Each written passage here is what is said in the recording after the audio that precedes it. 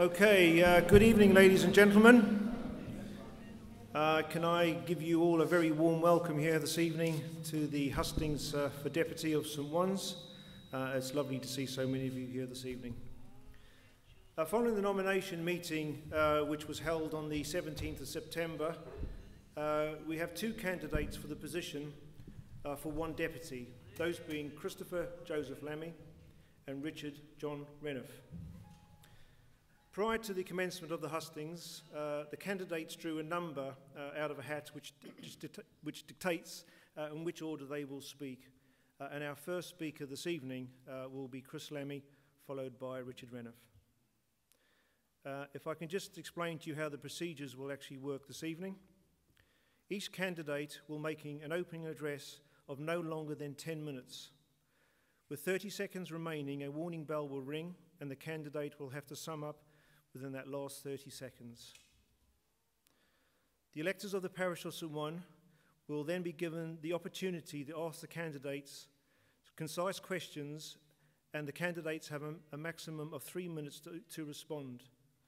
With 30 seconds remaining, a bell will be rung and the candidate will have to wind up in the last 30 seconds. When you're asked to speak, could I respectfully ask that you speak clearly and give your name before asking your question. I'm also looking at closing the meeting at approximately 9:15, depending how the questions are going. Could I also remind you all at this point, please, to turn off your mobile phones if you have one. And with that, can I now ask Chris Lamy to address the hustings.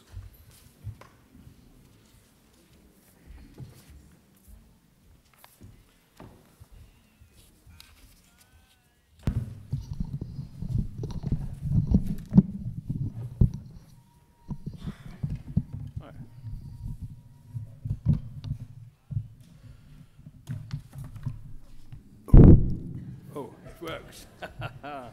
Right. More than the clock does. We're already at midnight. Okay. Monsieur le Connétable, Madame la Secrétaire, et Madame l'Assistante Secrétaire, good evening. Before I deliver my speech, I would like to clarify 2 points. I have removed the last 16 words in my manifesto to make it quite clear that the charitable fund mentioned will be completely independent of myself. I will have no say in the distribution, as that will be decided by independently appointed trustees. Last Wednesday, just before the BBC radio chat show, I received a telephone call asking me to come as soon as possible to St Saviour's Hospital, where my nearest and dearest relative has been for several years, suffering from Alzheimer's. I explained the situation to the presenter and arranged with him to leave 30 minutes early. I do apologise if I spoilt your enjoyment of the programme, but on this occasion, my mother had to come first. I'm not going to bore you with too many of my details. You will kindly find them in my pamphlet. Instead, I want you to know why I should represent you in the States Assembly. Having started in business without a penny and having successfully survived for 40 years, I obviously have the proven courage to make decisions and to be innovative. Politically, I am neither left nor right. Each situation has to be judged on its own merits. I promise to do my best to uphold the rights of the individual when confronted by an oppressive bureaucracy, and to do everything possible to represent the interests of those who face unfairness. In 2013, Jersey's economy was at its lowest level since 1998. I want to play a part in the rebuilding of that economy. We seem to have lost our way in a fog of errors. The huge amounts of money that have been lost beggars belief. Gross mismanagement, lack of proper planning, inept schemes, 20 million before the police station was even purchased, 7.5 million in 15 months on consultants, 200,000 on a film never to be made. Little wonder that in a JP poll, 70% said that the Council of Ministers were terrible. Heads should roll, both in the civil service and the council. To make up for the deficit created, our Treasury Minister wants to raise and introduce more taxes. If rates are to be administered by the states rather than the parishes, with the use of extra civil servants, our rates will cost probably twice as much. It is well possible that GST will be raised. Both this and the rates transfer will hurt the vulnerable. Capital gains tax may be introduced. Then, the holy of holies, death duties. The latter will almost certainly deter wealthy residents. We must find the right balance to curb immigration, and this will certainly help reduce the unemployment numbers. The schools are a disgrace. From the age of 12, more trade skills and less ologies should be taught. Inspire, enable, support. Being the only real earner left, our more academically able children must be taught the necessary skills to be part of the finance industry. We also need children to be trained in the tourism industry. The use of homegrown, skilled young people and much stricter immigration will generate a lower population of people happily able to generate a healthy economy. My beloved parish will always be my top priority. Using my proven negotiation and development skills, I promise to work hard to help the applicants with parish connections to realise their dreams of sheltered housing, to help the old and in their retiring years. All dwellings in a parish should be connected to the main drains. Now free from business commitments, I shall become even more involved in the parish affairs. I wish to give full support to sports and social clubs, especially those encouraging youth participation.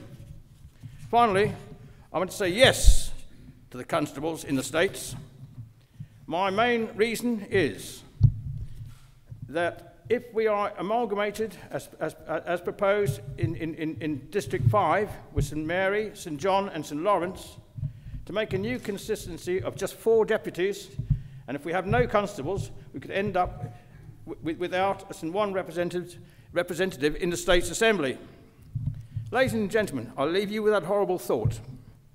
I thank you for your valuable time. Please feel free to contact me with any queries you may have. Thank you very much.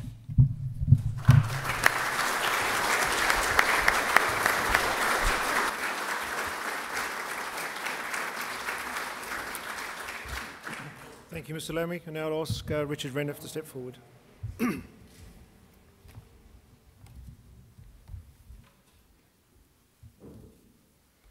Ladies and gentlemen, welcome to our hustings. It's wonderful to see such a good crowd in the parish hall.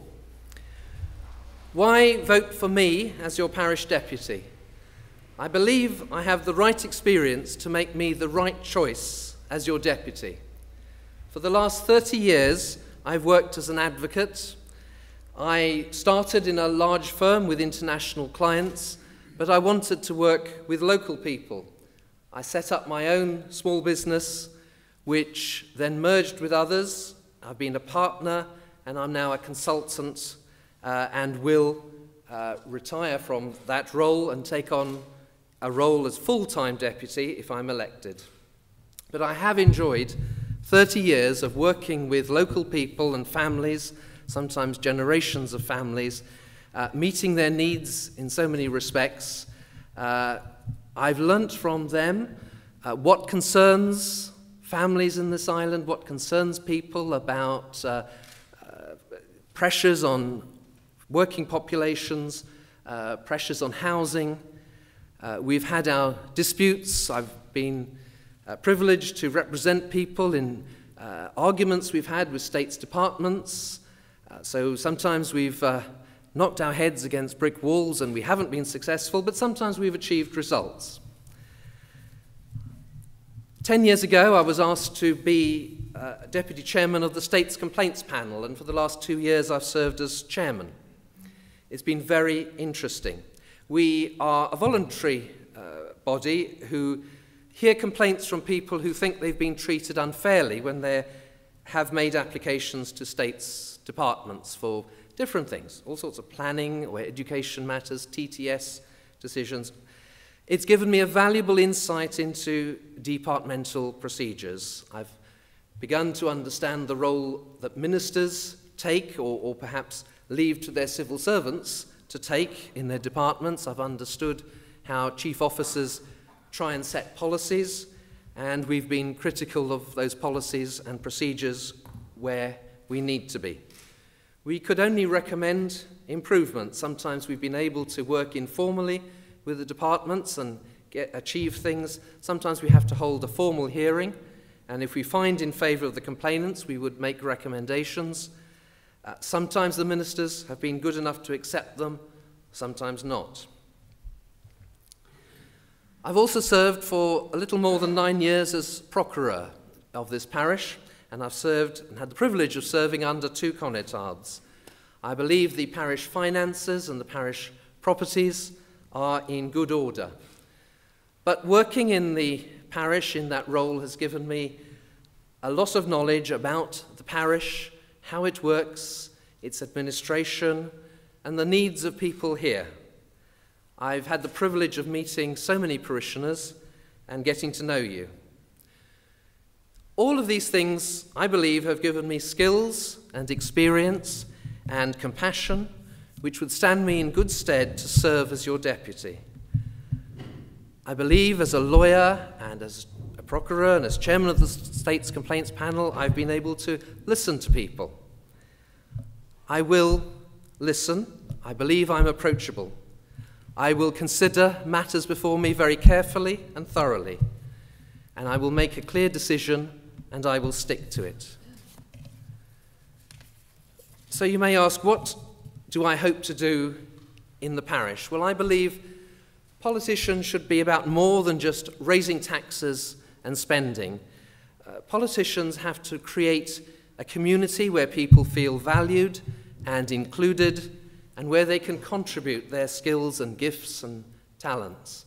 And as I've been walking around in this campaign, and as I've spoken to so many parishioners over the years, I recognize what tremendous gifts and talents people have in this parish.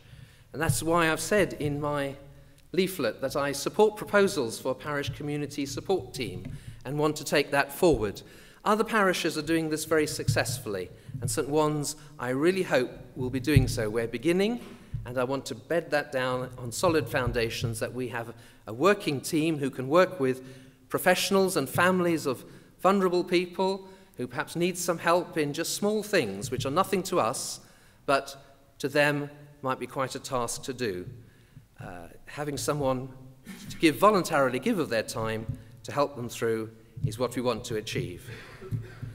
Ladies and gentlemen, you know that as procureur I supported plans to build sheltered accommodation on Field 622. And our planning application was refused, and the connetar's proposition to the States was also refused. I don't believe it's because anyone is saying there is no need for sheltered accommodation. The problem was the site. And instead, the planning department was asking us to produce a village plan. And I say, let's seize this opportunity now. Let's put behind the previous applications. Let's go ahead with this village plan and do a thorough job. A village plan envisages that we will, together as a community, think about what we want in our parish for the next 20, 30, 40 years. So we'll think again, do we need sheltered accommodation? And if so, where should it go? Do we want to think about providing first-time buyer homes? Do we want a nursery school in the centre of the parish? What about car parking provision around here, where it sometimes gets very congested? What about our green spaces in the built-up area? What about traffic calming measures? All of these things and more we can direct into a village plan. And we must also include in that the future of the Youth and Community Centre. Next door, a listed building, a Victorian building, 3 rooms, tall ceilings, quite unsuitable, I think, for modern community facilities, youth clubs, sporting halls, that sort of thing. Other parishes are the envy of us. Little St Mary's has got its marvellous community centre, St Peter's, Trinity. Should we think about doing the same, but not at the Youth and Community Centre? Why not use the Youth and Community Centre to produce an income? The nursery school, possibly, doctors' surgeries, dental surgeries, small business startups, and perhaps a cafe, because haven't so many people missed what we had at the Snow Goose? All of this could produce an income to fund the building costs and any surplus to fund other costs in the parish. Where could we put youth clubs and community facilities? Well, let's think about that in the village plan, but surely one possibility would be the football pitch, which has already got some buildings and is known as an area for recreation. Could we, should we develop that? I'm putting that out there because this is something that we could think about. Everything is for consideration within the village plan, and if I'm elected, I would want to take a very large part in taking that forward with the whole community. Ladies and gentlemen, the states of Jersey face huge issues. I've got no glib answers. It's not enough to say, simply cut expenditure, cut the population, heads should roll. I want to work as part of a team. I've always worked as a team, and I've worked hard. I want to preserve our island way of life. This parish is the most beautiful parish. We have marvellous areas at St Ouen, Les Landes, our coastal areas, and our agricultural inland areas. Beautiful. We must preserve our way of life, but we must also maintain a vibrant economy in the island, necessary to support jobs and the services that we use. The economy has not been making the returns it has in the times before the recession. The states have got a lot of hard work to create that vibrant economy, and as the years go on, to support an aging population. And is it going to be a diminishing working population, or do we allow some people in to maintain and contribute to the economy? Difficult questions, because allowing people in, of course, will mean more housing needs, more congestion on the roads, possibly. Difficult questions, and I know the Council of Ministers next year will be asking our opinions. They will want to carry out a major consultation and debate on the future of Jersey. I want to take part in that and use my skills and experience. But above all, I want to serve St Ouen, where I have grown up, which I love, and I feel I'm now in the position where I can offer you my skills and experience to be your deputy. Thank you, ladies and gentlemen.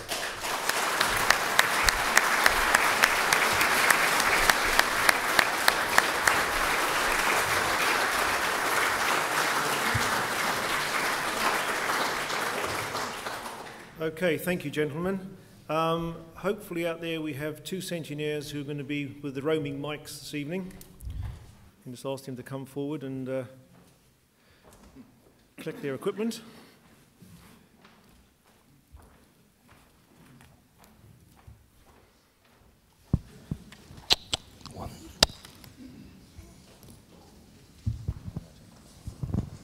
Okay, the questions that will be asked, the pecking order will still be the same. The order will be Mr. Lamy will go first. So could I have a first question from the floor, please, for the candidates? Mr. Kish, Dr. Kish. Dr. Kish. Thank you. Robert Kish. Question. There was mention of... So is the microphone on? There was a question about this proposed new property tax. It would be interesting to hear the candidates' views on whether the money raised from this will, since it's supposed to replace rates, will in fact find its way into the black hole of the Treasury, and in which case, how does the parish administer, how does parish fund its administration? Dr. Kirsch. Fine. At present, we have an honorary system which collects the rates. We have the rates assessors, which are honorary positions. Sorry. And if we start transferring to civil servants, it'll be like income support with the transfer of the welfare system. We're paying people that are just going to tick boxes, academic, tunnel vision, and they're doing, some are doing a very good job. No, we want really to keep our control of our rates, the income from our rates, and the honorary system that supervise it within the parish.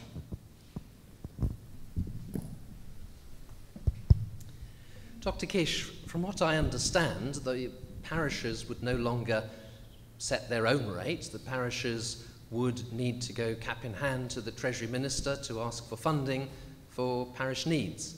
It's quite unclear, actually, how this property tax would work in what I've read.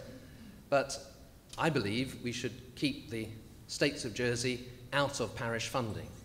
Parish rates are for the parish needs, and we should retain our capacity to raise the amount that we wish. But I think this is symptomatic. Talk of a property tax is easy picking, because property is tangible. It's there, so you can tax it. But what about people who don't have their wealth in property, but maybe have their wealth in stocks and shares? So it's not a fair tax if you're taxing just property owners. The whole of the taxation system needs a thorough review, it seems to me, but I've noticed in my work as a lawyer, there is an unfairness. Do you know that stamp duty on freehold property, when you leave a will, is much, much higher than stamp duty on movable property? What's the reason for that? It's because so many overseas investors are investing in Jersey and have their money in Jersey. Wouldn't it be terrible to tax them? So they're taxed at 0.75% when their wills are passed through the Jersey courts. When you leave a will, leaving property, you're now going to be taxed up to 7%, depending on its value. And this is because we're easy pickings, we're local people. I think to be a fair tax system, we've got to understand who uses Jersey and try and achieve a fair system of tax, including everybody who makes use of Jersey. That would be the corporations who are using Jersey. So we need to look again at the whole of the 0-10. No easy answers, because we need that business in Jersey. But it does mean that a lot of companies in Jersey are not paying tax, but they're getting their profits from Jersey. Big issues to deal with. Thank you.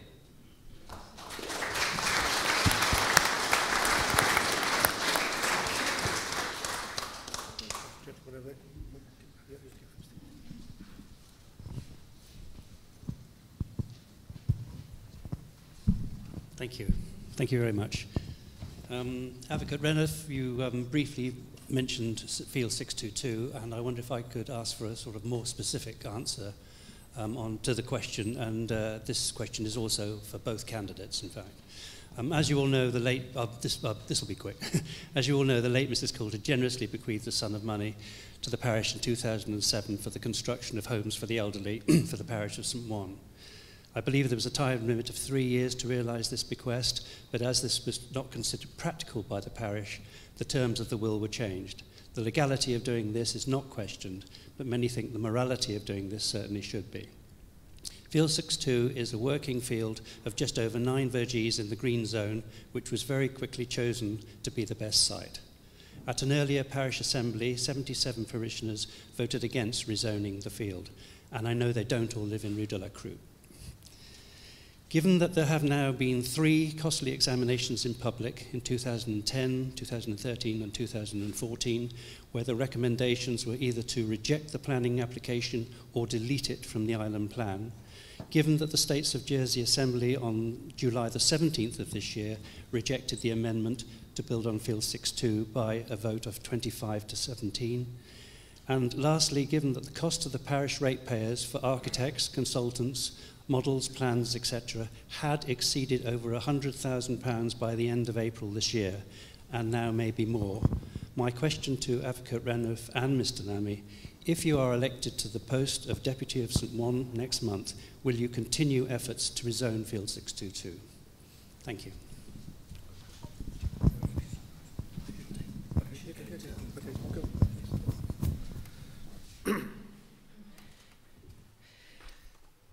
Thank you. I'm pleased to have the opportunity to speak on more detail in that. First of all, I want to make clear, and I was involved at the time, it was not the parish that sought the amendment to Mrs. Coulter's will. It came as a surprise to us. It was the trustees of Mrs. Coulter's will, who are wholly unconnected with the parish, who sought the change for their reasons, and I'm not in a position to explain the detail of their reasons. But it was not the parish who sought the change. It's also, the comment has been made that it has been a cost to the parish ratepayers. Only in a sense. It hasn't, the costs that we have incurred have not been borne by the general fund, in which rates pay to, but have been borne by the surplus in the Homes for the Elderly fund. I am quite willing to say that we will not look at 622 in isolation. We will look at all other possible sites on which homes for the elderly might be placed. If we decide, if the village planning group decides that we want to we want to build more homes for the elderly.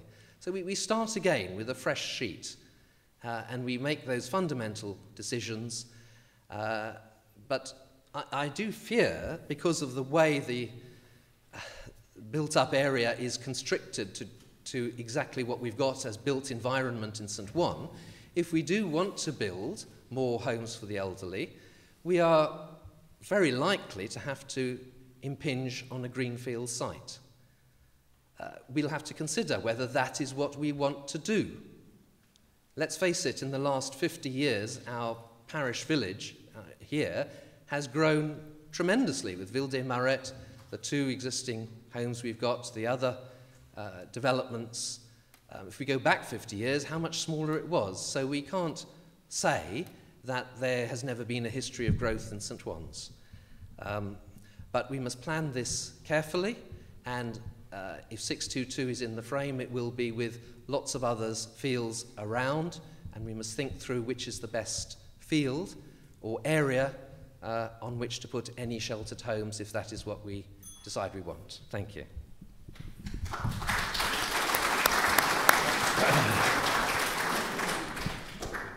I didn't catch the gentleman's name, but good evening.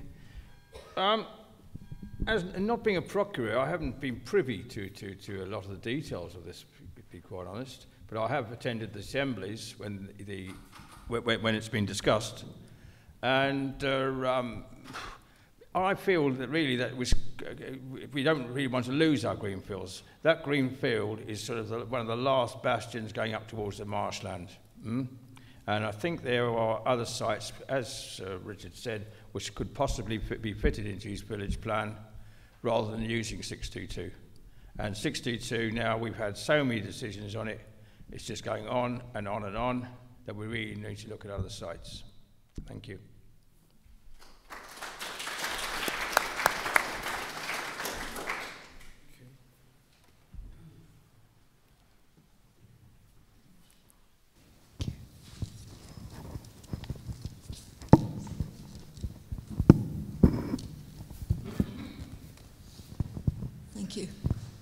I will stand if I can. The name is Brenda Watts, and as many of you know, I'm not going to get involved regarding a debate on 622, although many of you know my opinion. I'm a little bit concerned because I want to know how long you envisage that this village plan is going to take to even get on paper. There are so many things listed that is going to receive the attention of whoever is voted as our deputy. And they are all concerning our parish. Community centre, I would like an answer on, please. This has been going on for 3 years at least. Closer? 3 years at least. And it looks very nice from the outside now, but the inside is an embarrassment to anybody who comes in from other parishes. When is something going to be done about it, please? Thank you. Okay, the first thing, the village plan. Another thing I haven't been privy to, but even if not elected, I would certainly like to be part of it, and I'm hoping that I shall be invited to be part of it. As far as the community centre is concerned, I stood at the back there at an assembly and asked how much was going to be the cost, because already we've spent 15,000 and another 12,000 was asked for at that second assembly dealing with the community centre, just to make inquiries about it and set up a plan for it. But nothing has come forward. I haven't heard a thing since, to be quite honest, and neither would the general public of the parishioners weren't appeared either. Right. When I questioned the reverend, the rector, and I pressurised him into a figure of what it was going to cost, and he fumbled in his papers, and it came out with £2 million. What? Where is the parish going to get £2 million to spend on the community centre? Right. We look at St John's Community Centre, which was the money was put up by Sir Billy Butlin, and that is not getting full support at the moment. They're in financial trouble, so I'm told. Then also St Billard's, as a community centre, in the way it works at the moment, it has to be changed certainly. They all have to be changed. It's not working either, and that was money put up by Sir Geoffrey, well, not Sir, but Geoffrey Edwards, the arms dealer, and money was put in trust for it. They're now short of money. Children are changing, so we can't just rely upon the children. As friend Richard said earlier about using it for other facilities as well, as a true community thing. The deputy, I can just see him in the back there, that he told me, he said, you've never visited it. Well, I have several times now. And as far as the youth evenings were concerned, I went into the top, and there were 3 youths there, 18, 19 maybe, just having a chat. And I mean, that we're not going to spend £2 million supporting 3 youths. We've lots of other clubs within the parish. We've the football club, we've the 2 shooting clubs, we've the mill with the cubs, we've the scout centre. We've loads of different things that could also do with extra support. Even the young lads going along to the rugby club, 660 males and females in the academy now, with 120 qualified and trained coaches. These are the sort of things that we should be putting our thing into youth, certainly, but looking at different directions. The children now, they want to sit at home with their modern electronic gadgetry. They're not bothered about coming out. Where are the children tonight? Where will they be tomorrow night? I would certainly take a wager there won't be many here tomorrow night. Thank you.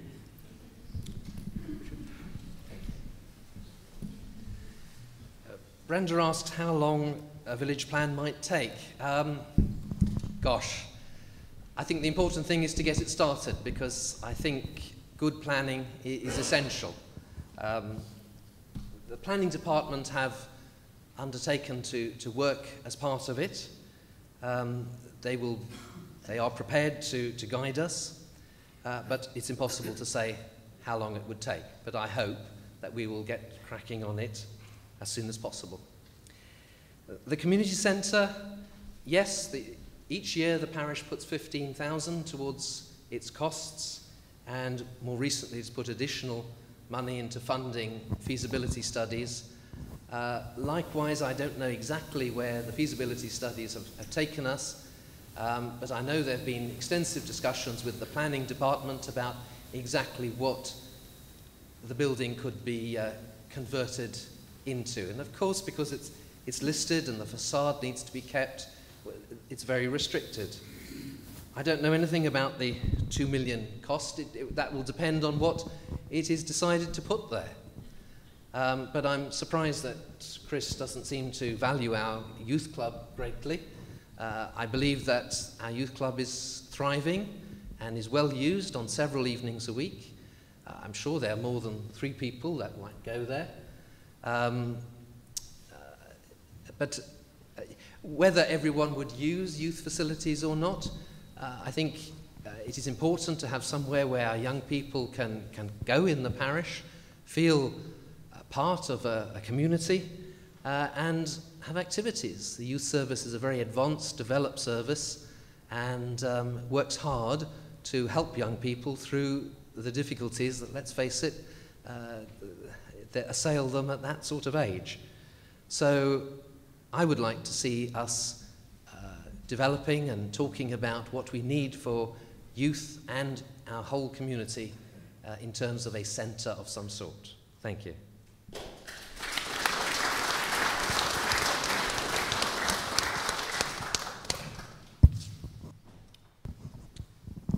I'd like to talk about the last referendum where the states asked the electorate to make a decision. We all voted, or some of us voted, and then the state's members ignored the result of the vote. Now, one of you will be elected. If we should have another referendum and you don't agree with the result of the electorate, will you ignore it?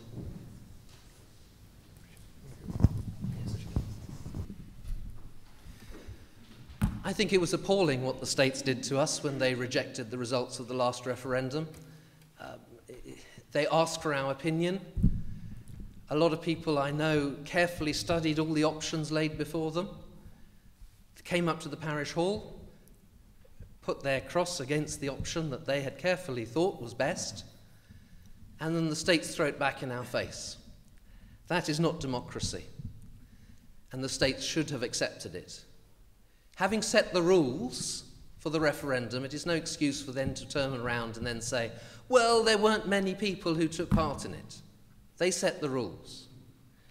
The trouble is, ladies and gentlemen, that our referendum law says that referendums are only advisory.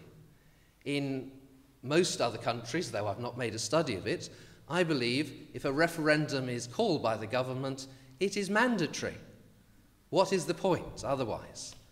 And we've now got the situation where, having rejected what a democratic decision came to, the states is held in high disregard, and I fear that people are not going to want to take part in the referendum that we're being asked to vote on October the 15th. But that is important, ladies and gentlemen. I know it sticks in my throat to have to vote in another referendum, but this is yes or no to keeping the constables in the states, and it is my view that the constables should remain in the states. Very key, very essential to me. So I hope that you will vote in that referendum. And if the result should go against keeping the constables in the states, and if I am acting as your deputy, then it seems to me that that is democracy. I should not vote against the referendum result.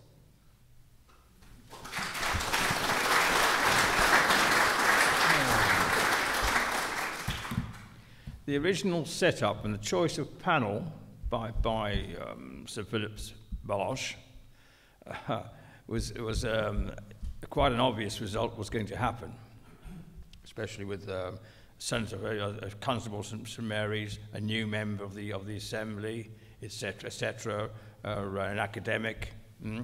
They weren't really people with much nous, and they weren't likely to argue with him. Right.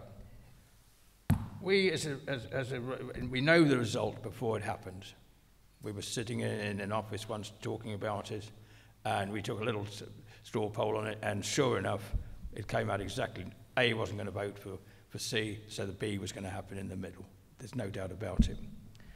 I agree that really the decisions of if it's properly set up, certainly, that the decisions of a referendum should be mandatory, that they should be kept to. And certainly, I've got a great fear that we, the rural parishes with less voters, are going to be thrashed by the urban parishes in the constable's election. And we'll have to grin and bear it, I'm afraid. And it's going to be a very, very sad day. But the states, in their wisdom, sorry, I almost choked there, in their wisdom, they decided by democratic vote to take a referendum on the position of the constables. Now that's crazy, but we've got to abide by it, I'm afraid, and that's it. We can't go back on it. Thank you.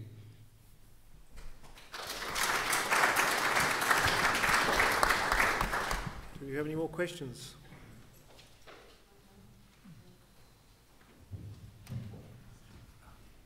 Wendy Gigax. I'd like to know your position about relaxing the law about dogs on the beach. There's been a party lobbying for that to happen, and I'd like to know your position, please. Thank you. I think the rules on dogs on beaches is several decades old now, when perhaps tourism was in its heyday and visitors were crowding out the beaches. It should be looked at again. For example, there are large areas of St. Juan's Bay where I don't think many people sunbathe, and it would be, it seems to me at the moment, sensible to say that dogs could be walked there at any time of the year and any time of the day. But it's be interesting to gather people's views, but I think there's room for change and some flexibility.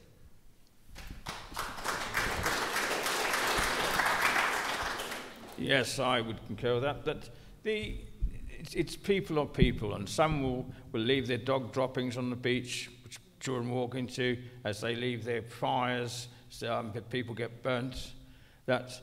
As long as the dogs are controlled, and you can't sort of have just say, well, we'll have one area, say, in front of the barger ground with red flags, and between those red flags you can let your dogs loose and do whatever you want.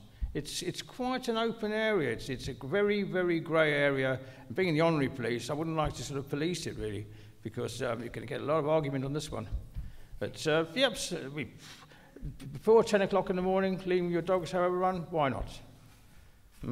And walking them with a lead, well, if you want to take them out of the hours when they're not permitted to have a free run, well, to keep them on a lead. But certainly, if not picking up the droppings, it should be a £500 fine. No doubt about it. No messing about it. Thank you.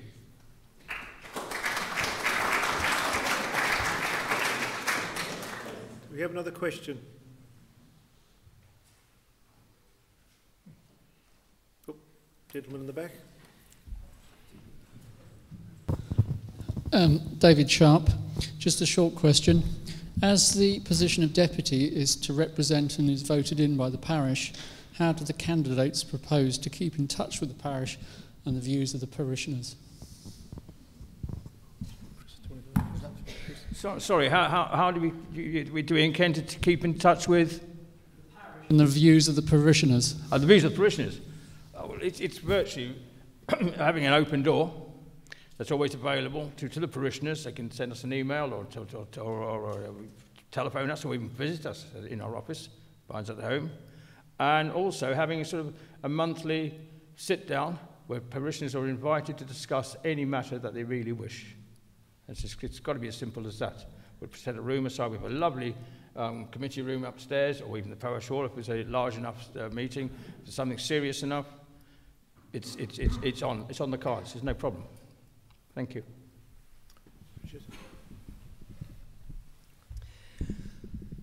I would like to be available to you at any time. You can telephone me. I would like to come and visit you at your home, if you want me to talk about anything that concerns you. And yes, as Chris says, I think it's important to have surgeries or meetings, whatever you want to call them, on a regular basis. But if the deputies and the connétable hold these surgeries, please come along, because I think the story has been that the parish hall has been open for people to come along, but not many people have come. And that disillusions your state's representatives. So I think do take a part.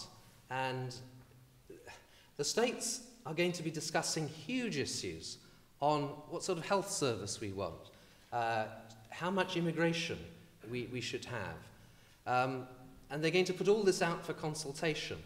We should hold some parish meetings on some of these big issues and perhaps invite the policy leaders to come along and others who may oppose that policy to put that towards you.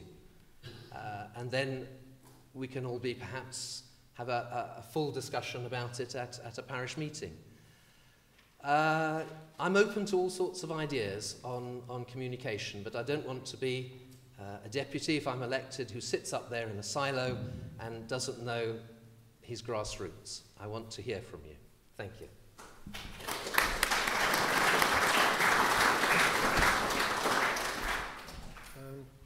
This gentleman's already asked a question. Anybody else would like to ask a question first, though? Okay, gentleman again. I forgot to say my name last time. It's Robert Archdale. What's the chance of introducing deposits for people standing for election? Because when we look at the senators now, we have 16, and it's going to be very difficult at a meeting here to get any views from them, and I think some of them are unelectable. And I think if we had a deposit, it would stop some people standing.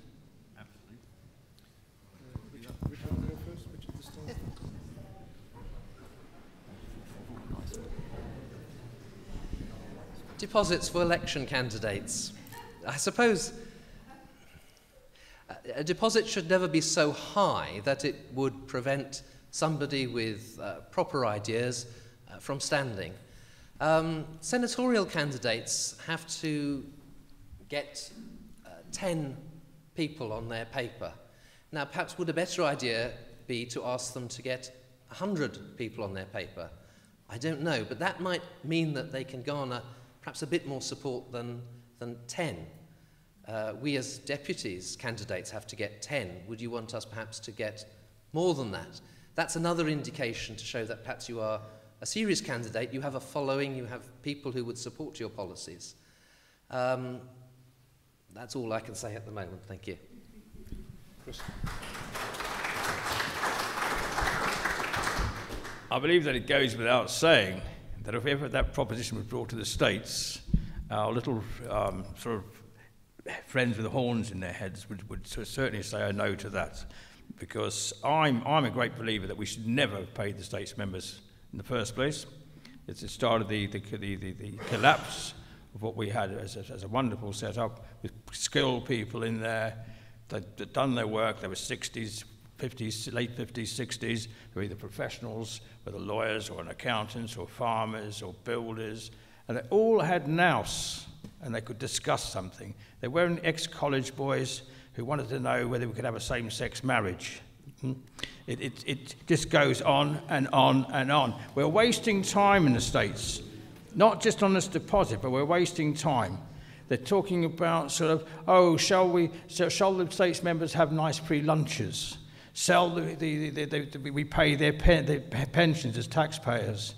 It just goes on and on and on. And they waste days. Shall we keep the bailiff? They spend days and there are children out there who are dying from taking legal drugs. They're dying, they're committing suicide. We've got so many things to sort out that we need to get on with it. Not deposits, no. It won't work. I'd certainly like to see deposits. But then it wouldn't be fair. I must admit it wouldn't be fair. We had, the late Norman Brock was a communist, but he was a very sensible and intelligent man and well respected because he put good things forward and had the people of Jersey in his heart and in his mind. So I wouldn't have liked to have had to say to him, oh, you'll have to find several £1,000s as a deposit before you stand. How do we pick who pays the deposit and who doesn't? A lot of people can afford it, but a lot can't. And if we want an open, democratic assembly, we can't have a deposit, I'm afraid. Simple as that. Thank you.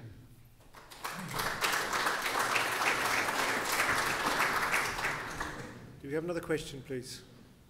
Lady over there. My name's Jo Batrick. Mr. Lamy, I'd like to ask you a question in relation to your last comment. It would hint at being fairly homophobic, and in light of that, I'd like to ask you what your view is on same-sex marriages.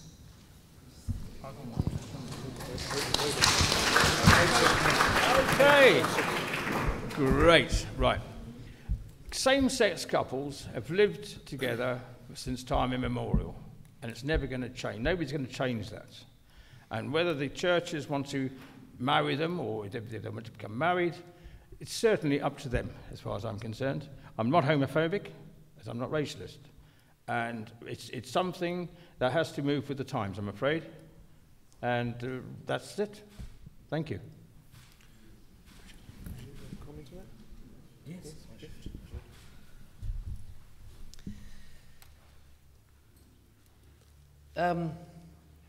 Actually, before I do, I'd just like to comment on something Chris said about states members, that states members should never have been paid. It's great to hark back to the 1950s and that wonderful coterie of states members, the Lamarck brothers and Senator Ralph Ibert and the like, who did sterling work for our island. But ladies and gentlemen, in those days, you could run a business or be in the professions and be a states member also. These days, it is just impossible. There's far too many demands on states members to think that they could earn their living.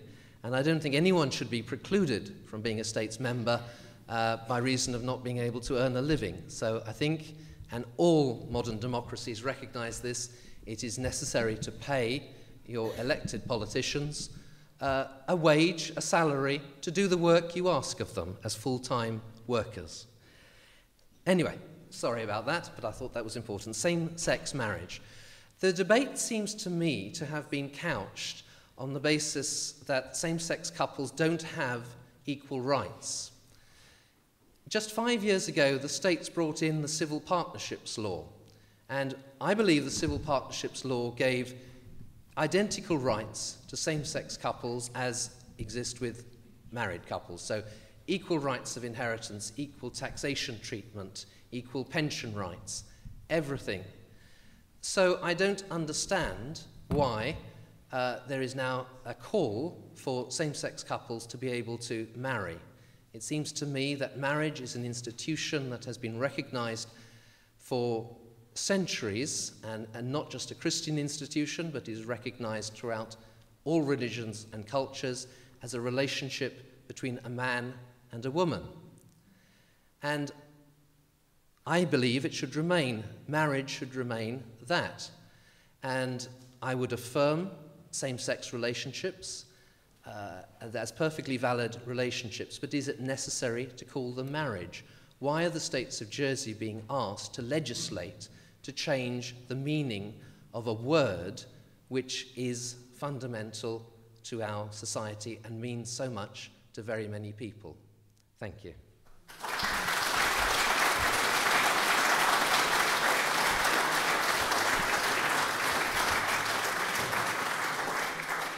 Can we have another question, please?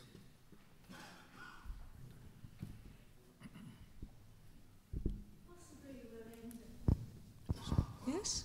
Possibly we'll end on a slightly lighter note, in that our parish hall looks absolutely wonderful. The sound system is great, but oh dear, the clock.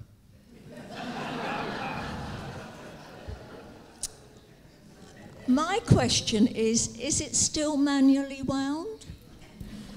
You might laugh, but that is the case, or it has been. Possibly, whoever wins this election would you celebrate and put in a new innards so that for only twice in a day, St. Owen's is on time?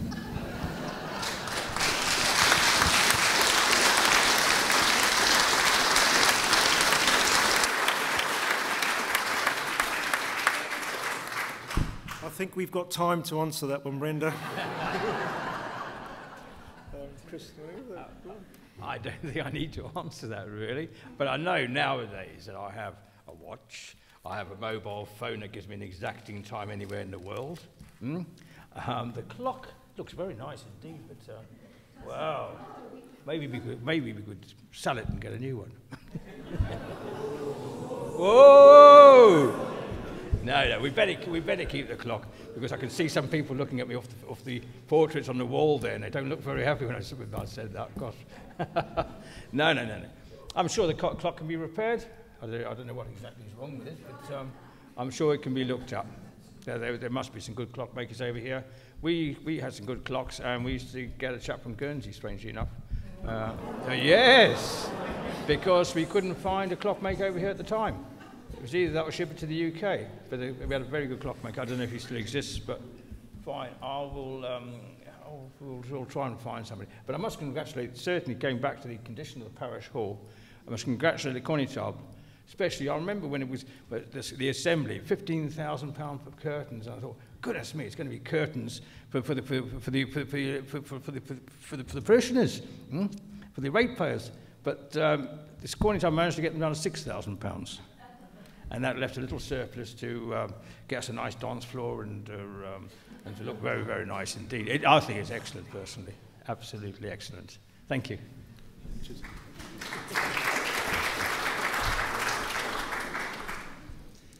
Thank you, Brenda, for lightening the mood, because it is rather daunting being up here. It's some job interview that you're interviewing us. I should know about the clock, shouldn't I, as a procureur? I should know all about it. I'm afraid I know very little about what needs to be done, except that it does need to be fixed. It's beautiful carving, and it's made in Jersey. So we must get, and it must have a history. I don't. You can. Okay. Well, I'm just thinking we don't. If it's got parish connections, we should perhaps put a little plaque underneath it to say what the connections are. But yes, we need a timepiece in the parish hall. But ladies and gentlemen, you were asking us about consultation. There are big questions. Do you want to ask us anything about population control, or the health service, the new hospital? What about education? Please take this opportunity to ask questions. Fire away.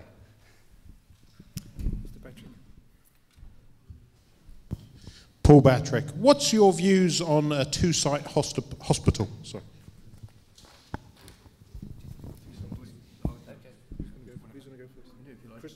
Yeah, okay.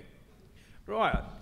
I think that a two-site hospital is ridiculous. We should have built our police station, our ambulance service, our fire service, and our new hospital on the land reclamation in front of cell block H, and hidden it. The Radisson Hotel to you, and because it looks so ugly. In fact, the Lamy Hilton looks prettier.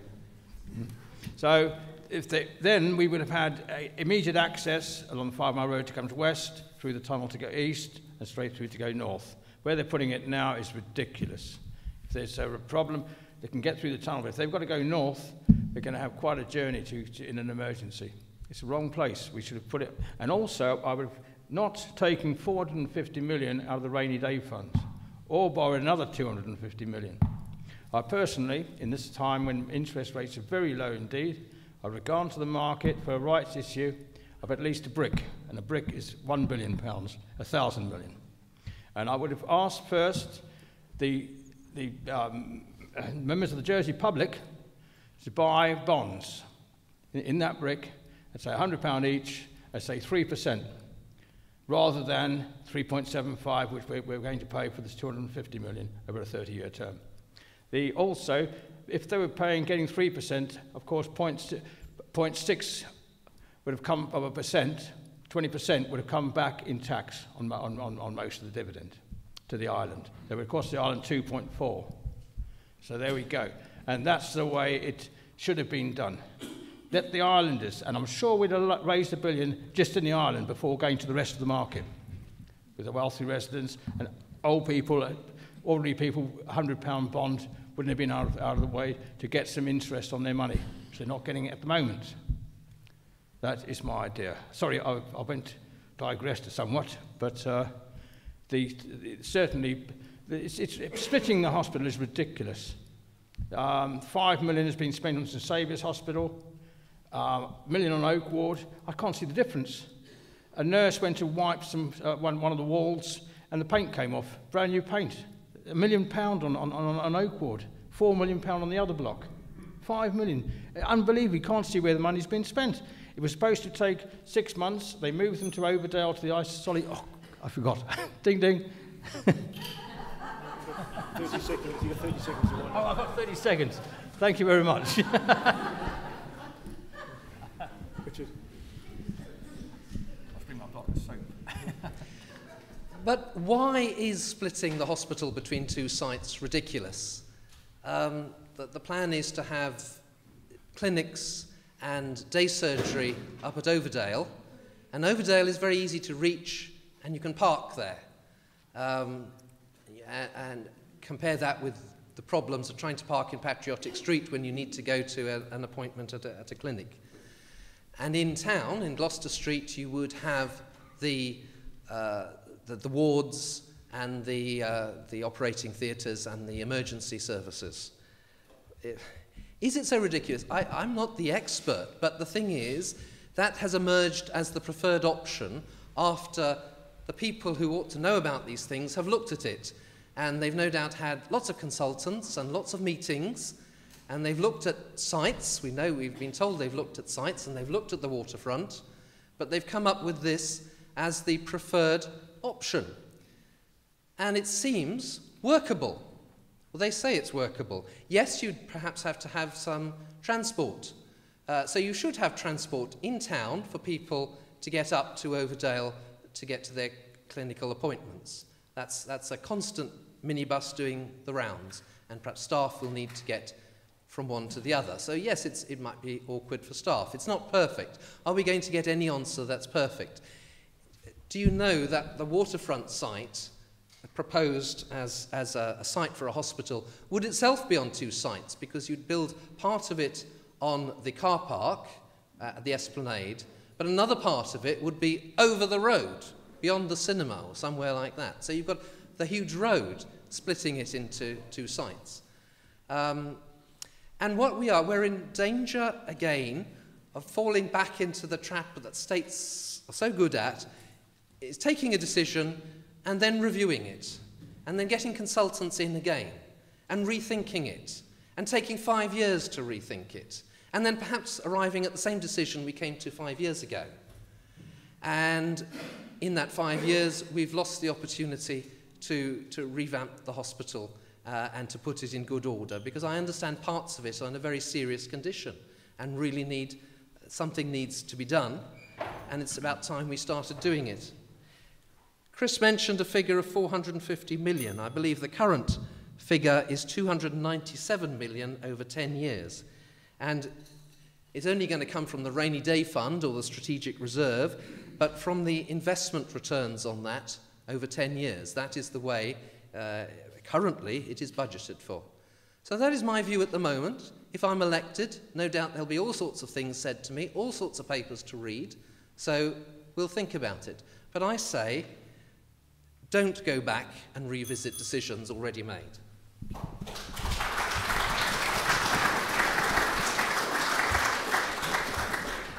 Do we have another question, please?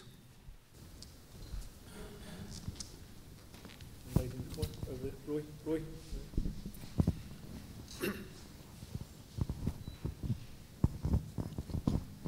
What is your view on the state's consistent use of consultants coming over and then blatantly ignoring the advice that they're given, especially in light of the fact that it is wasting a phenomenal sum of money.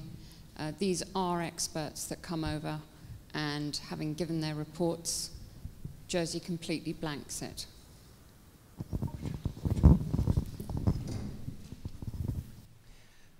Mrs. Poole, have you got any specific report in mind that the states might have blanked? Or? Yes, okay, fair enough. Yes. Consultants. Necessary sometimes. We can't pretend that the politicians themselves have the expertise. The politicians are accountants, lawyers, businessmen, also workers from all areas. But some of these things are highly complex, and you will want to ensure that your money that you pay in tax is properly spent. So I think we have to accept there are areas where consultants are needed. But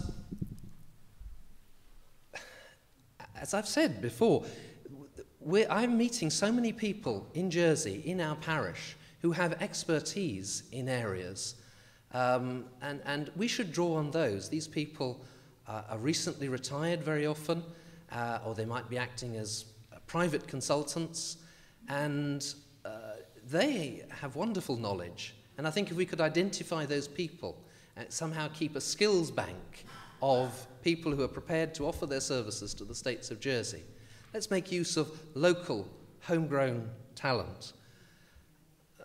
I think that would save us some cost. So thank you.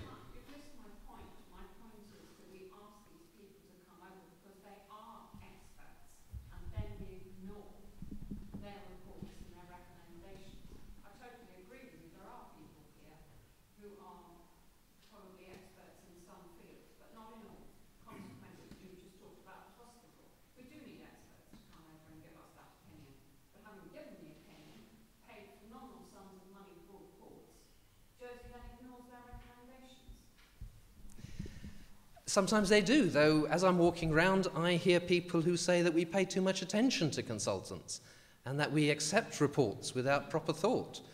And what I can't quite work out at the moment is that ministerial teams have their consultants when they're putting a proposal forward, and then the scrutiny panel has different consultants, and they report to the scrutiny panels, and these consultants come up very often with contradictory advice. And I wonder, if there's a right answer, why don't they get together and work out the answer for us?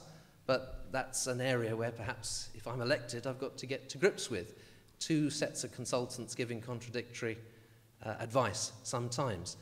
On the whole, if we ask consultants to give us the benefit of their advice, we should not ignore it. If we wish to ignore it, we should have sound, cogent reasons, and perhaps there are. Because you elect politicians, they must have the final say. We can't give the final say to consultants. Thank you. Consultants. I wish I was a consultant, goodness me. I wouldn't be standing here now. Right. It's, yes, I'm sure that certain consultants are worth their salt, but as you say, the actual point of your question, saying whether the States Assembly should agree with what the consultants have said, that's another democratic decision, isn't it?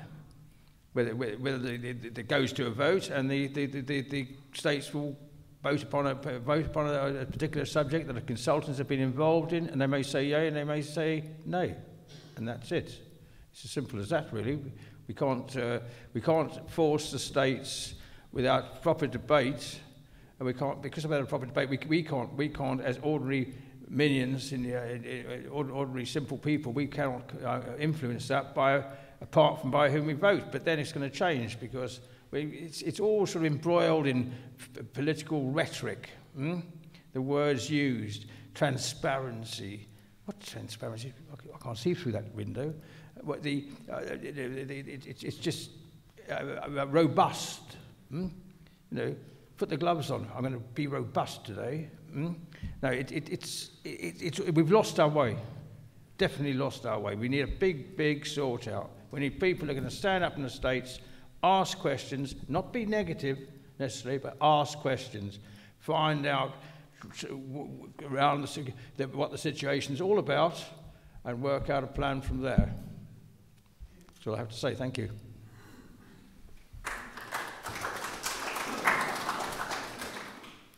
Another question, please.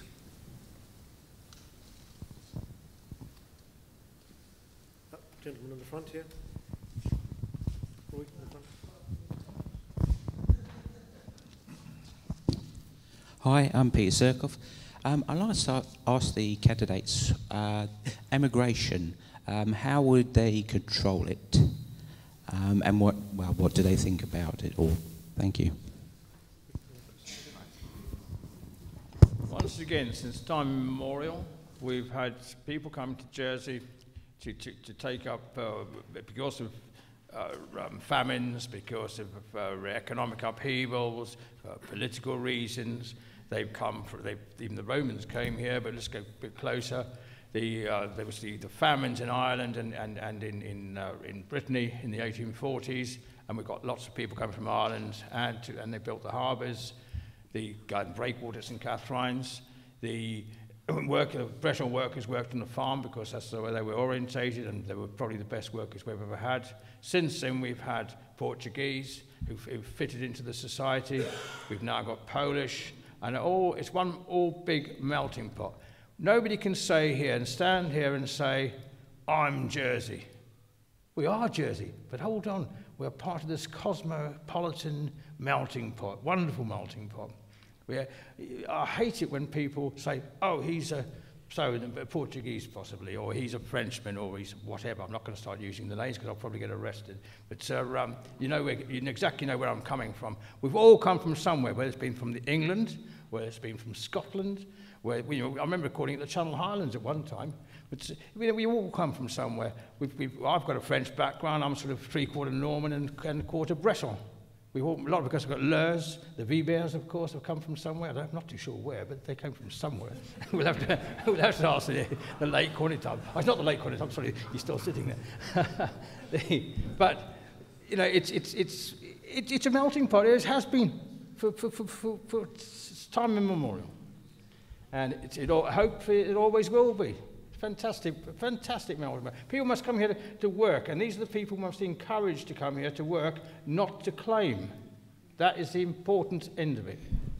Thank you very much.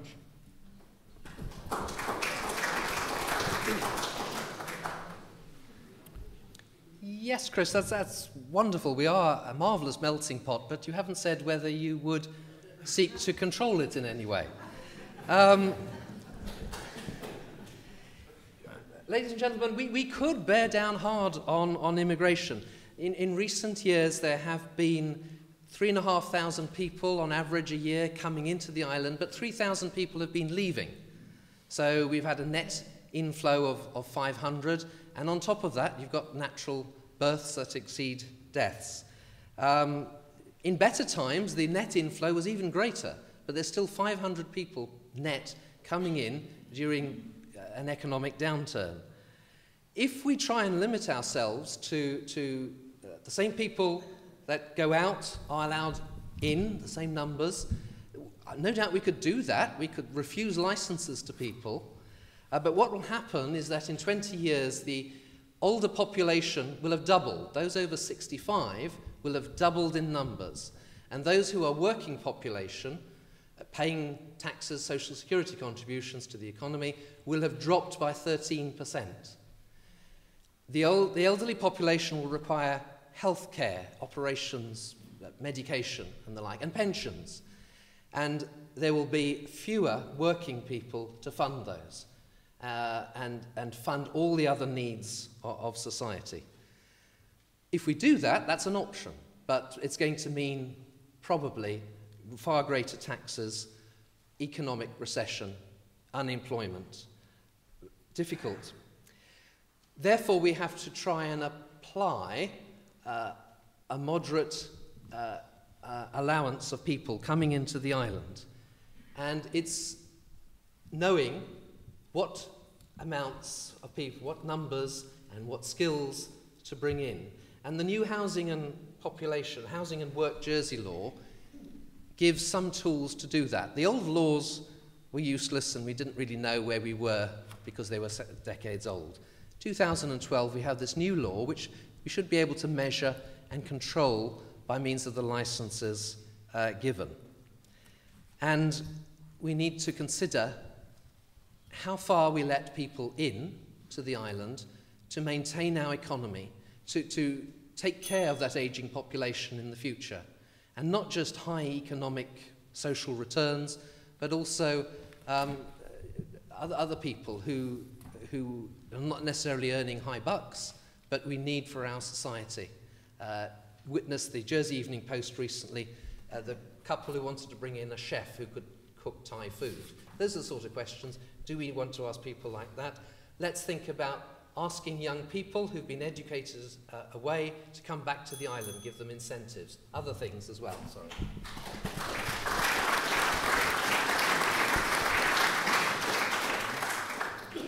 Can we have another question, please?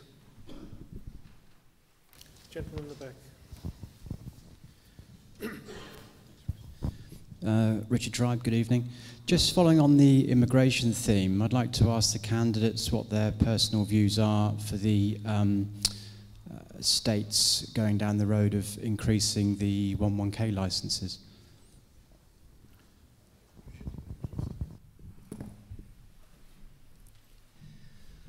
I think in general the people that come in as 11Ks are an asset to the island. They don't usually take up property which locals would want to buy, or there's a high demand locally.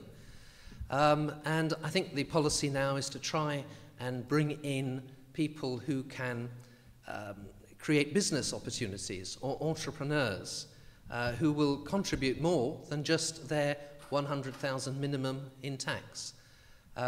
So it is a policy that has worked. We have to recognise that there are people in the world, this cosmopolitan world, as Chris has said, who are looking to settle away from where they've made their money.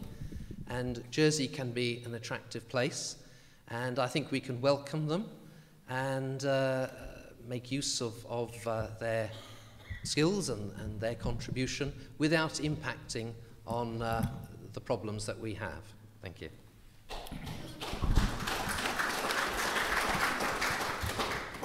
One Ks, right. Part of it is that they must have an income when coming in of £650,000 per year, upon which they pay 20%, so 125k.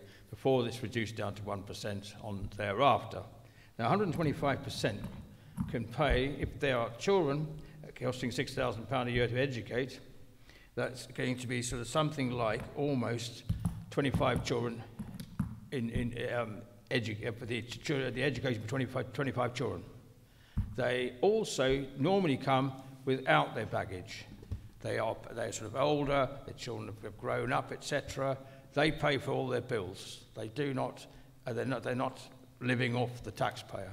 They're actually putting into it. They live in houses or accommodation that is unsuited, well, isn't what we ordinarily call ordinary domestic housing. They're super houses, and they're well out of the reach of the ordinary person, as of course most houses, even the ordinary houses now are out of reach of a lot of people. So yes, if we get these people in, yeah, certainly I would encourage them. The right sort of people, bring the money in, and they bring some prestige to the island as well. Being sort of whether they're film stars or racing drivers, boxers, whatever it may be. They don't do any harm whatsoever. They are putting more into it than they take out. Thank you.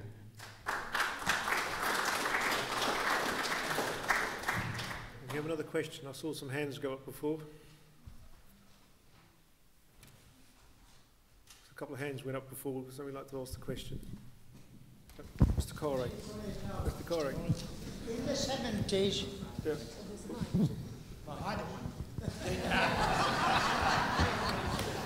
In the 70s, the states agreed that when the population reached 80,000, they wouldn't allow anybody else in the yard to take jobs in the island.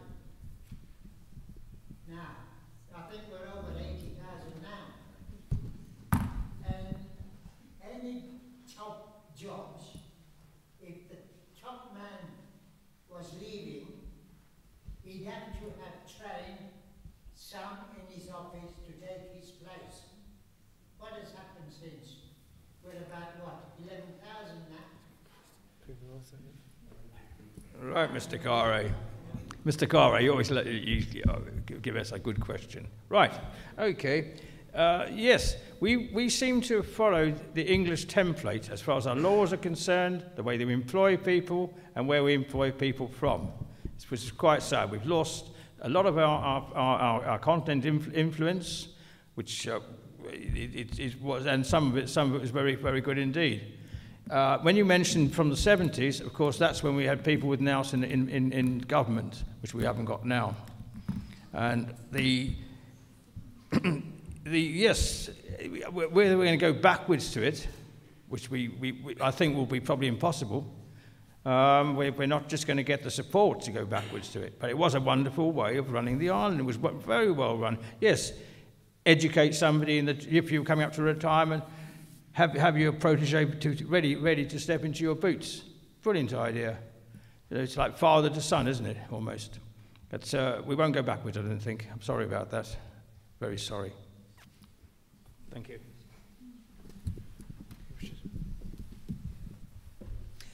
Yes, thank you, Mr. Carre. Well, you're correct. We're way beyond 80,000.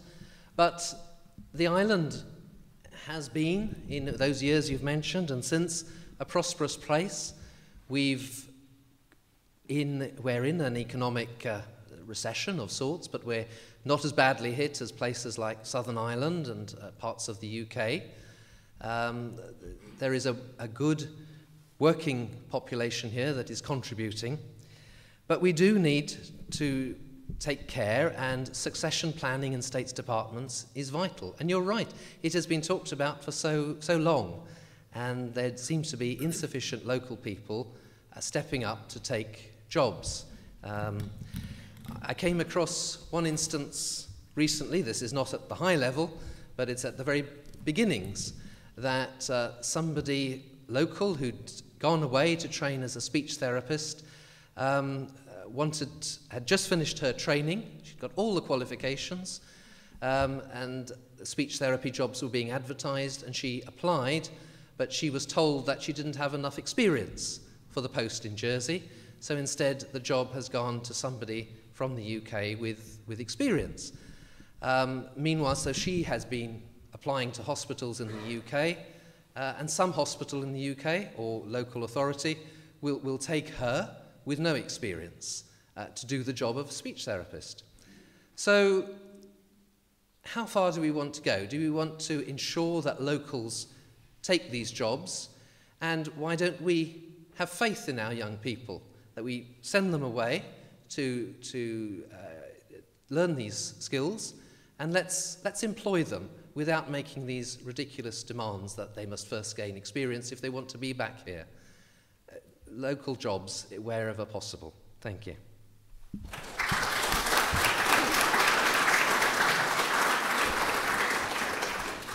Can we have another question, please? Yes, lady in the back, behind you.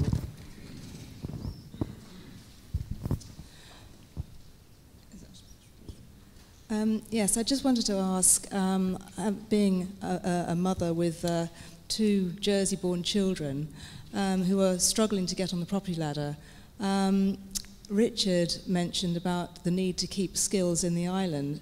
We have some very competent, very good and well-trained children that come back from university, but when they can't get on the property ladder, they go elsewhere.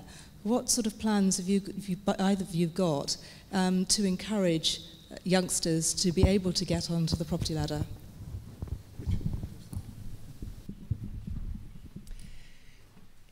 As a lawyer working in property matters, it's always been one of the most pleasant tasks to help a young couple buy their first home.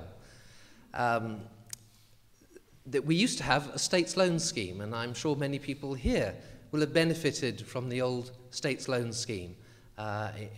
And houses were bought, and I don't see any reason why young people should not be encouraged to stay in the island in that way. And as a lawyer, I would be very keen to examine ways. There is a small scheme at the moment, and the senatorial candidates who are ministers are telling us that 50 people have taken advantage of that scheme. It's a deposit scheme, I think, that the states help with the deposit, and they fund a mortgage in the normal way. So if that's a way forward, let's enlarge that scheme. Let's make that more available. It may cost some initial start-up funds, but at the end of the day, this money is paid back to the states. I think that's critical, that we must not let our young people loose at the mercy of the property prices that now exist. We must have a way of keeping them here. Thank you.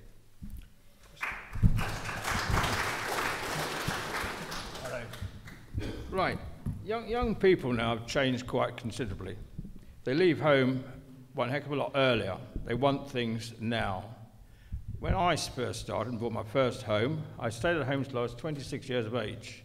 And for my keep, I used to come back home and milk the cows in the evening and then go to work in my own sort of jobs and my own business. At 26, I bought a house which was derelict. I replumbed it, rewired it, re-roofed it, and I lived in the garage. I'd probably be arrested now for doing it. Lived in the garage and let the house out. And with the rent from that house, which I'd saved up to pay cash for, absolutely saved for, I then bought a second house, which I let out. And with the two rents together, we paid for the second house very quickly indeed, or I did. And I didn't marry till late, I didn't have the children till late. But see, my daughter had a friend who came round once, and she was saying, "We will never be able to afford to buy a house." I said, "Well, oh, yes, I'm sure you will if you save." And a few weeks later, she arrived in a brand new car, costing £22,000. So I said, "If you spent your deposit from the house?" No, I work in a bank and I've had a cheap loan and over 3 years. Well, if she could pay £22,000 back over 3 years, and her partner had a better job as well, they would have saved £50,000, which would have been sufficient deposit to put down on even a £500,000 house, and with her income as well. If you want something, you've got to work for it. We were brought up in a slightly different generation. You didn't buy things on hire purchase. If you didn't have the money, you didn't get it. It's as simple as that. Whereas now, I want. And it's our fault as well. We spoil our children. We give our children, I'm looking at my son at the back there, we give our children the things that we never had as children. It's another change in generation, as I'm sure our parents would have said about us, and our grandparents would have said about our parents. But it's just the world moving on, really. And unfortunately, with the housing thing, it's not going to be solved. So what I would have thought was, that's why I said, rather than sort of taking 450 out of the rainy day fund, which is, that's criminal, and raising 250 million, sorry, off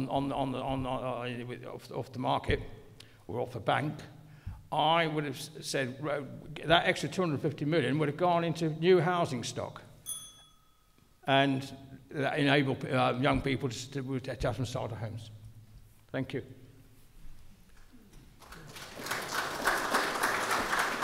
I think you had a question. Did you have a question? Yes.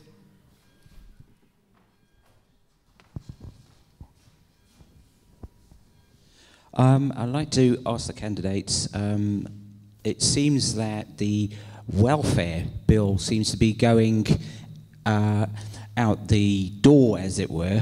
I'd just like to ask the candidates, how can we get that back under control? Because there are people that are sponging off it. I know several people that get everything paid and don't want to work.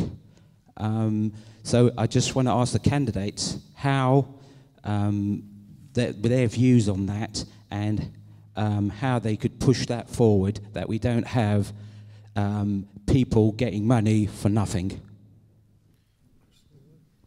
Well, thank you, Peter. One, by greater immigration control and getting the right people in, not people that are going to come in. As I've said, people who come here to want to work and not take money from the states can be welcomed. But How are we going to go backwards on it? Are we going to return to the parish welfare system, where we would set as a panel? I sat in St Helier on the welfare board once, and we would interview people at a distance.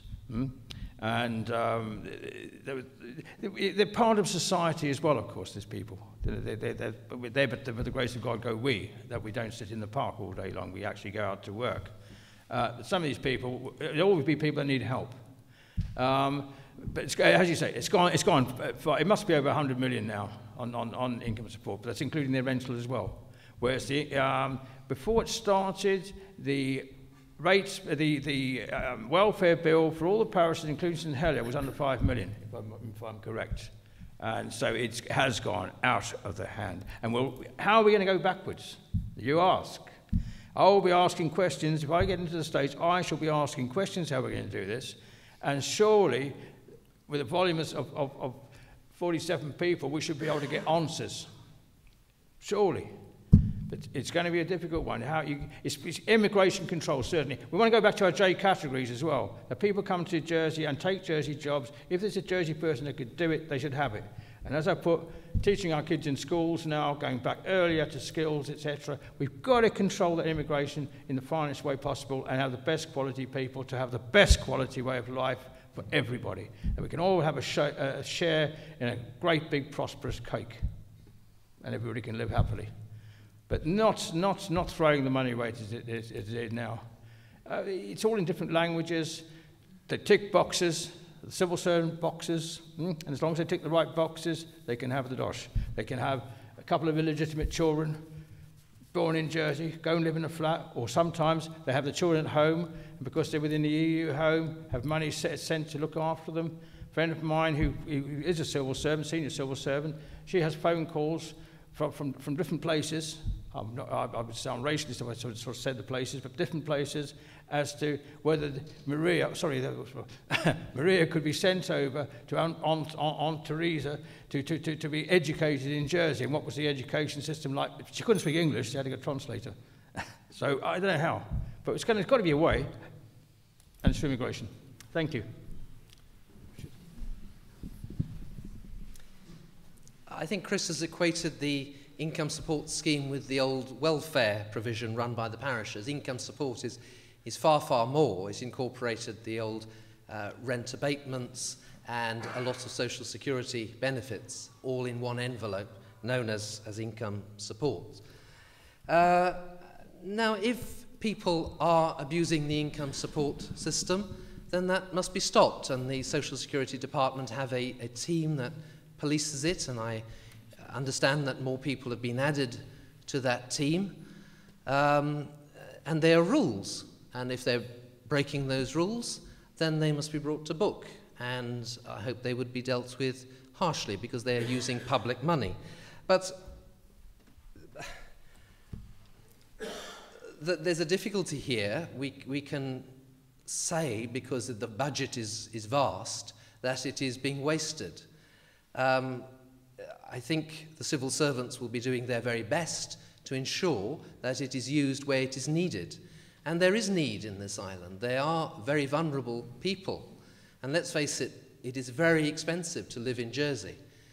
If you're paying a rent for a one-bedroomed flat or something like that, and you're trying to keep your family in it, and you're trying to feed your family and heat the flat, life is expensive if you're on low earnings or 0 hours contracts and the like.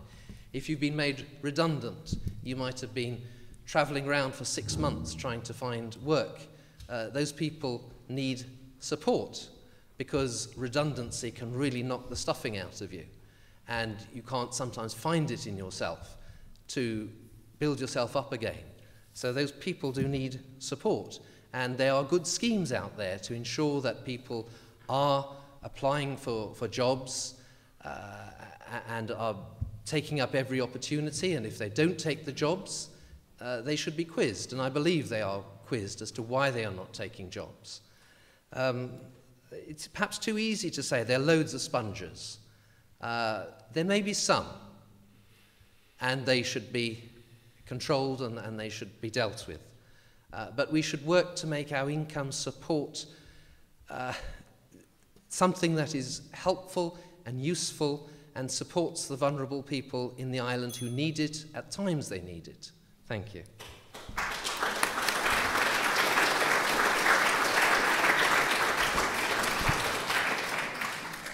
Do we have another question, please?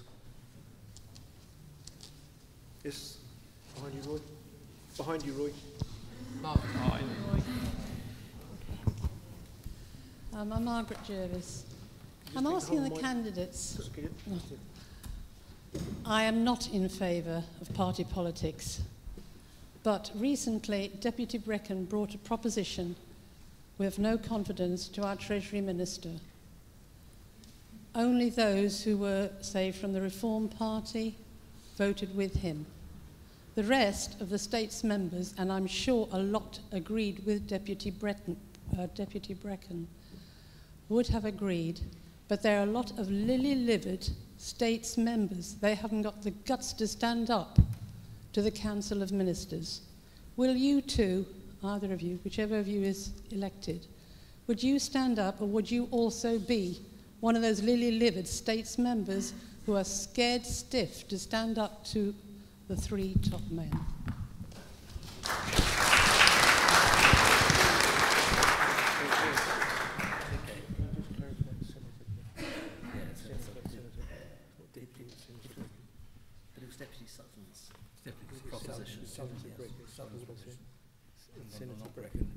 Yes. Yes. I sincerely hope I will not be lily-livered. When you're an advocate, you sometimes have to take brickbats from those who you oppose. And if you're fighting a case, you'll have a winner and you'll have a loser. And sometimes the loser doesn't like you and says nasty things, but you face up to it. This comes on to a serious question about the Council of Ministers and what support they can call upon. We have 11 ministers and we have 14 assistant ministers. That's a block of 25. The law has recently been changed to require the ministers to vote, to support each other collectively, so that's what they have to do. They have to give support to each other to be cohesive as a Council of Ministers. The assistant ministers have to vote with their minister if their minister is putting forward a proposition, but they don't necessarily have to vote with other ministers. But, of course, assistant ministers will normally want to keep their posts. If they get the reputation of voting against what the Council of Ministers want, they're not going to be assistant ministers for very long. And particularly if you go down the route of paying ministers and assistant ministers more than the standard state salary, then there's an added incentive for them to keep their position as assistant ministers and ministers because they're being paid more. So you've got a block of 25 there who the risk is that they will go with the Council of Ministers. It is important, therefore, to have a number in the states of Jersey, more than 25, who can outvote the Council of Ministers. Otherwise, the Council of Ministers will always have it their way. If there's only 10, 15 others, the Council of Ministers have an inbuilt majority with their assistant ministers. You need more people. People are telling me, though, bring the state's numbers down. Why? Because you then run up against that problem. And I think you need a good body of people who are not ministers or assistant ministers to hold the ministers to account and to make sure that government is working, and the ministers have to prove their case by ensuring they get a majority in favour of their policies.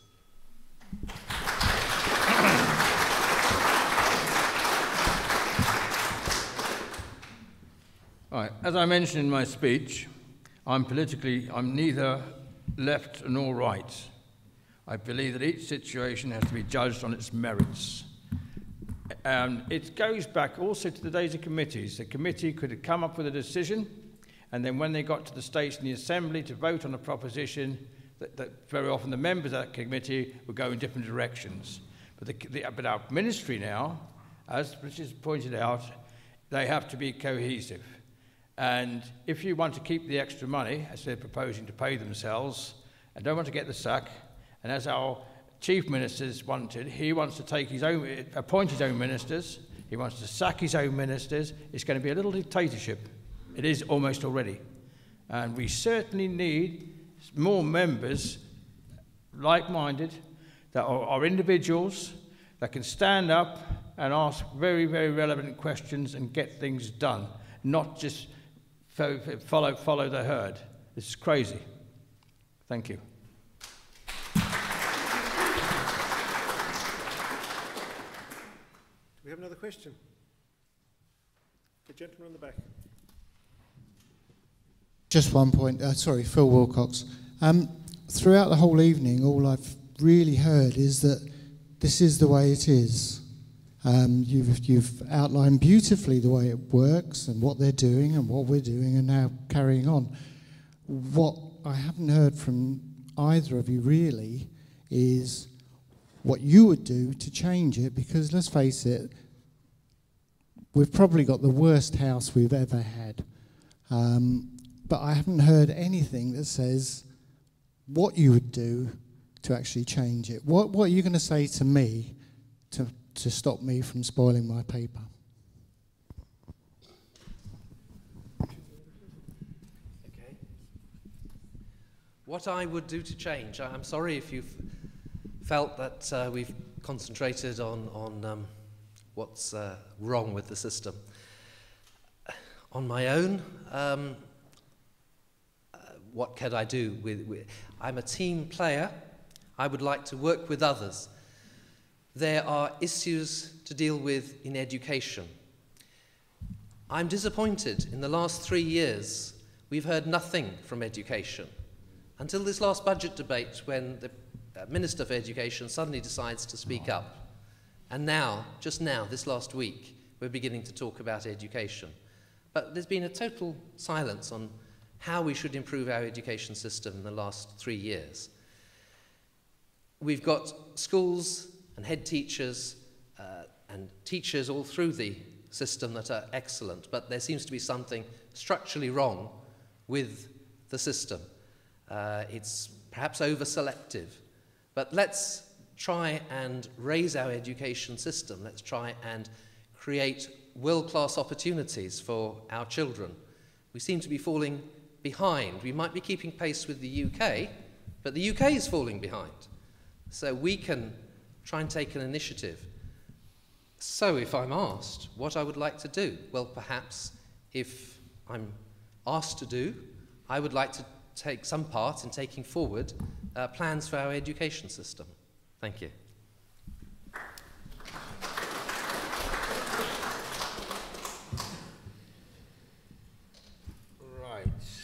Oh, it's certainly going to be very difficult for an individual member, as we are, to actually change things. We've got to sort of, it'll mean lobbying very often fellow members that you don't particularly like, so you've got to be nice to everybody, you've got to be political, you've got to be correct, which really goes against my grain to a certain extent, and I really do hate complaining about something unless I have a solution. But this is one thing I haven't got a great solution for, certainly. But all I can do, really, is try and be friendly and attempt to be friendly, and also to ask the right sort of questions that I hope will get answers out of people. We've gone down a hell of a road. That was going to take a long way to come back. It really is. We've gone down a road. We've run out of fuel. We've very little juice left in to find, and we've got to find our way back to reality. Yes, I think either Richard or myself would make a bloody good job of it, though, because we are St. Juanes, and that's it.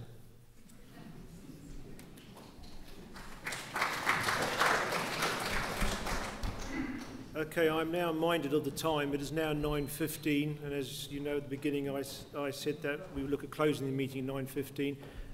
Is there anybody else that would like to ask one final question before we bring this meeting to an end? Gentlemen, there again. Mr. Advocate, in your paper here, you've got our taxes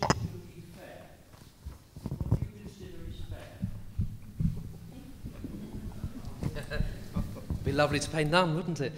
Well, I mentioned this earlier when I was saying that property owners are taxed more highly than owners of other assets because property is easy to pick upon.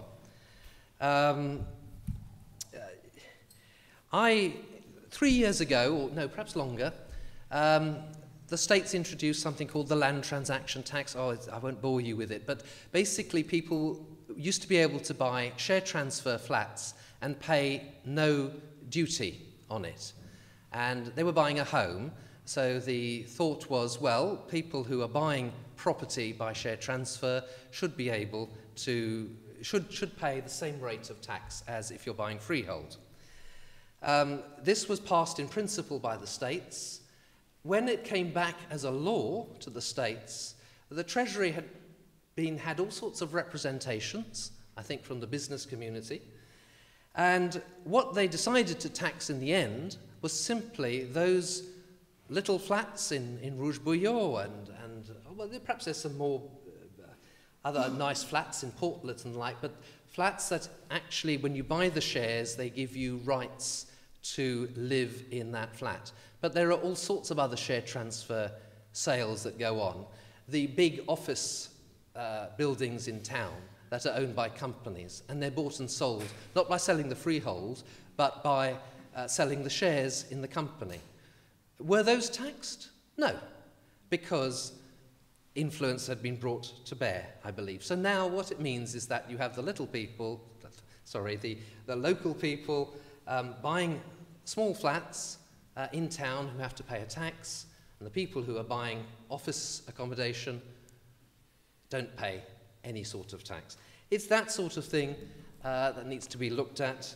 The corporations, I think, it's now recognised that the European Union guidelines, which we were obliged to observe, are coming home to roost.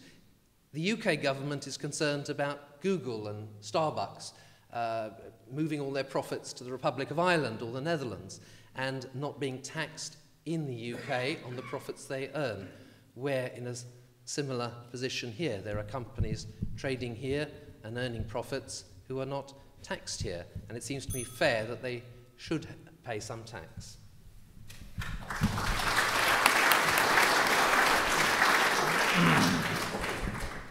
As we saw with the pigs, which was Portugal, Ireland, Italy, Greece, and Spain, there were countries that had a very high tax rate, and one of the big reasons which they went together, that they increased the black economy. People wouldn't pay tax. They said, how much for cash? How much for cash? And this is why they're in such big problems now. Now, a lot of things grieve me, and everybody, I'm sure, why the heck are we paying tax for this? Why are we being double taxed? We're already paying tax on fuel, then we're going to pay GST on top of it. We're double taxed. Slough. I'll get it right in a moment. It's a gap in my teeth, I'm afraid.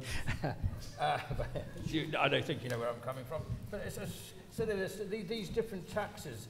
It just goes on and on and on. And it's one of the reasons why I really want to take the money from the states and put it into a fund. Is I don't want to put it back into the states. Say, well, no, I won't take it, because they're only going to bloody waste it. They're going to give it away. They're going to waste it on some harebrained scheme. And where I think if you are going to be taxed, it should be the people that need to be helped. We know that we've got to sort of have an education system, we've got to have a health system, we know all these things, and we know what the sort of base rate should be, but then not the harebrained schemes. Do we need films to be paid for? Do we need the experts coming over? Do we heck? Thank you. Okay, ladies and gentlemen, I think on that note, we'll bring the meeting to an end. I hope you've found, well, I think we found there's been quite a diverse range of questions this evening, and I hope you've actually found this quite informative, and it gives you something to go away with and think about.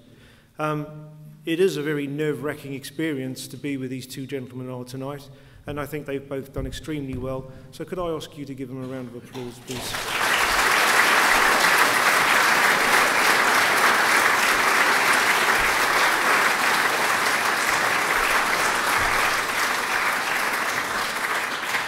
Before we go, I would like just to remind you of a few dates which I hope may be of assistance to you if you haven't already spotted it in the media and various other places.